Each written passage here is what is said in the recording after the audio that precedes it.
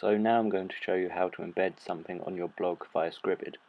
So once you've opened the Scribd page, if you go to the upper left corner of the page and click on Upload, you'll be faced with two options: to either drag in a file to where it says drag files here from your computer, and then it will automatically start to upload, or to select files to upload manually. So if you click on this, your files will come up, your files and your documents, and you can cruise through these to find the one you need to upload to embed to your blog. And then once you've found the document you need, if you just double click on it, and then it will start to upload on Scribd.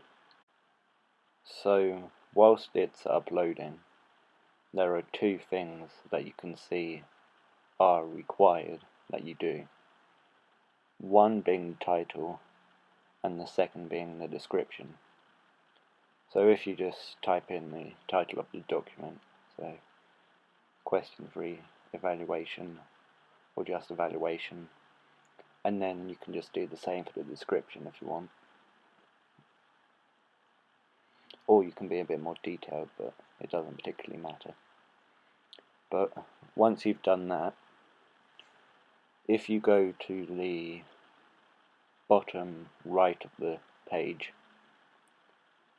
you will see Save and Continue. So if you press that, then it will take you to another page, and you'll see Embed, and under Embed a code. So if you highlight this code and then right click it and then copy that code, and then go onto your Blogger dashboard and click on the orange and white pencil, and then it will take you to your familiar Add a New Post page. So in the description, if you paste the embed code and then just write a title for it on the post title, and then once you've done that, you can easily and quickly upload it to Blogger. An important tool when it comes to presenting your research and findings on your blog is Prezi. So once you've created a new Prezi, you will be presented with a variety of templates to choose from. However, usually you would just start by clicking Start a Blank Prezi, and then you will see that a simple blue circle frame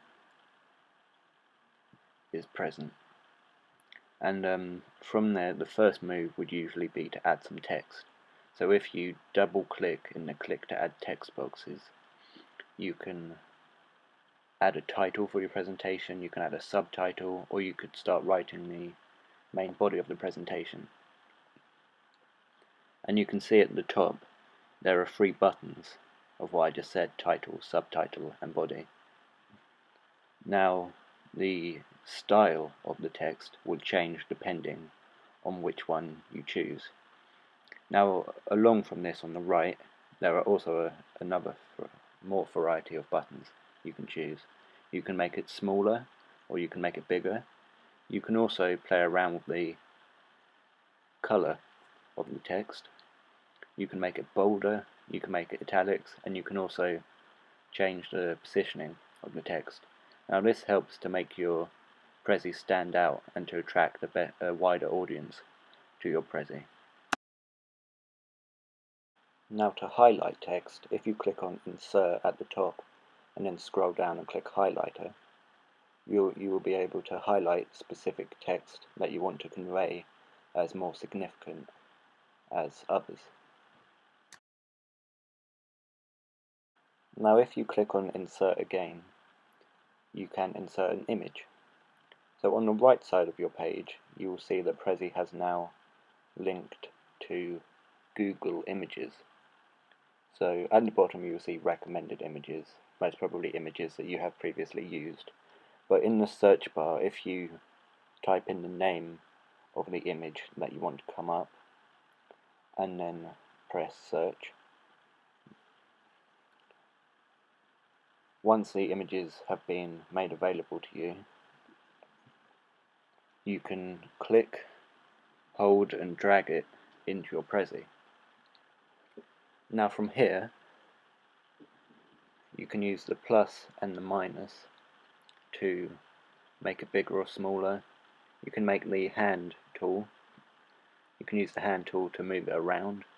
You can use the corners of the images to turn it around as well. And images are good if you want to make your Prezi seem much more creative, because you can effectively integrate image with text. Now by this point, if you want to add some colour to your Prezi, if you just click on themes at the top, you will see a variety of themes and colours that are made available to your Prezi. Or you could customize your own theme. But if you click on a theme, you will be able to see what your Prezi looks like with that theme allocated to it. So once you've got that theme and you've added colour to your Prezi, another very important tool when it comes to presenting it is the edit path tool. So if you click on edit path, and then you can click on frames, text, images and videos to arrange a specific path for your presentation to take once you actually present it. So again, if you click on insert, then on YouTube video, you can paste in a link to a specific YouTube video which will help prove or stress a point that you may have been trying to make with text. And it also helps to engage and attract an audience to your Prezi. Now, SurveyMonkey is an effective digital tool for gaining audience feedback. So at the top right of the page, if you click on Create Survey,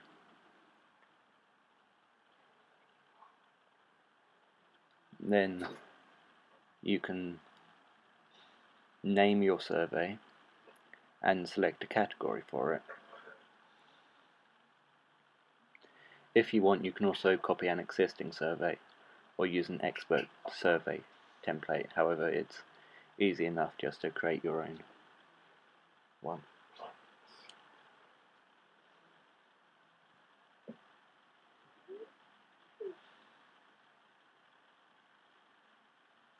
So once you've done that, if you click on continue, then you will see that your survey has started to be being created. So you can choose a theme to change the colours of your survey, or you could create your own theme. And then once you've done this, you should see a button somewhere on the page that says Add Question. You might have to scroll down.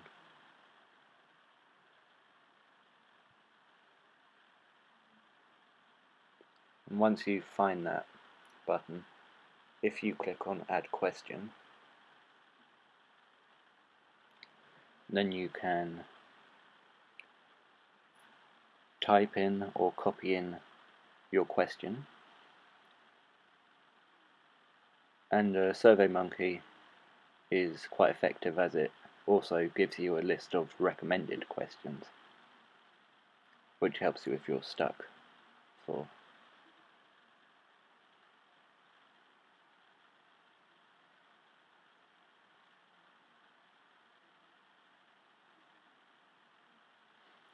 And now another important tool after this is to choose your question type.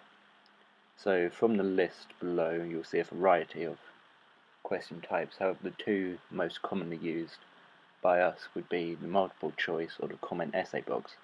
So multiple choice is a good way to gain quantitative data,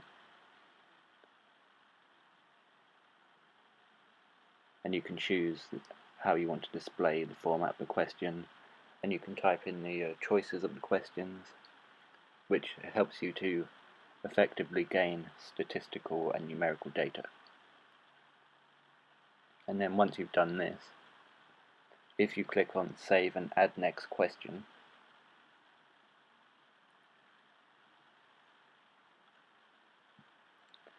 then you can create a second question. And again, you can type in or copy in the question that you want to ask your audience.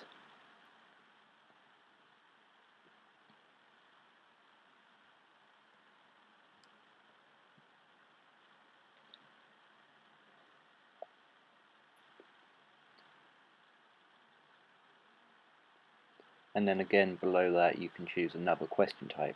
So next let's choose comment/essay books, which is an effective way to gain qualitative data. So once we've created our survey, we click Save and Close, and you can see the survey as it is.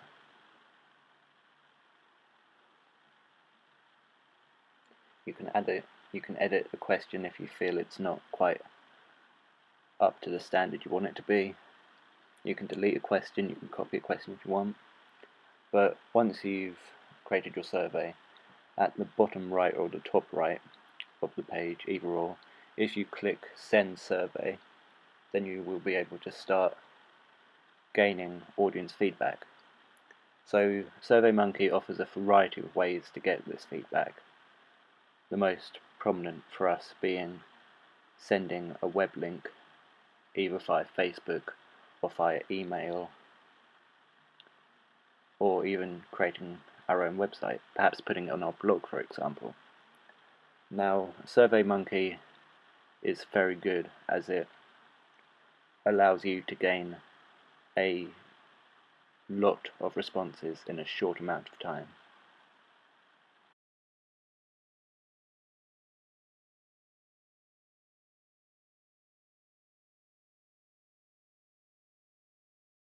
So the tool we used when creating our script was Celtx.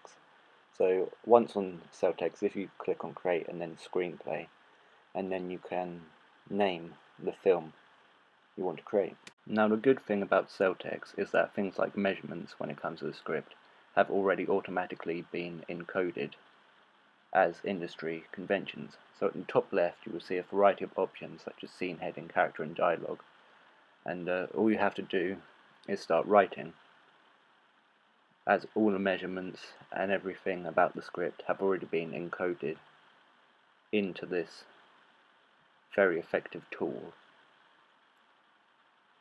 to look exactly like an industry script. So also, once you've finished writing your scene heading or your action, it will automatically shift to what Celtx feels would be the next conventional step. So for example, after the scene heading, it would automatically shift in the dialogue to the action. So all you would have to do is write. Now another good thing about Celtx is that when you start creating more and more scene headings as your script develops, on the left side of the page you will see a tool called Navigator, and it will give you a numbered list of all your headings from start to finish. Now if you feel you want to develop a scene, or if you want to take a look at that scene, you just click on the scene heading in the Navigator and it will instantly take you there to that scene. So to export your script, if you go on the top left icon that looks like a page with its corner folded over and click on print/PDF, an easy way to export your script would be to, on the right side of the page, if you click download, it will instantly automatically download as a PDF. So once you click that at the bottom of the page, you should see that, and if you click on open, and then once it opens as a PDF, all you have to do is save it and then upload it via Scribd as I showed you earlier on, and then embed it onto your blog.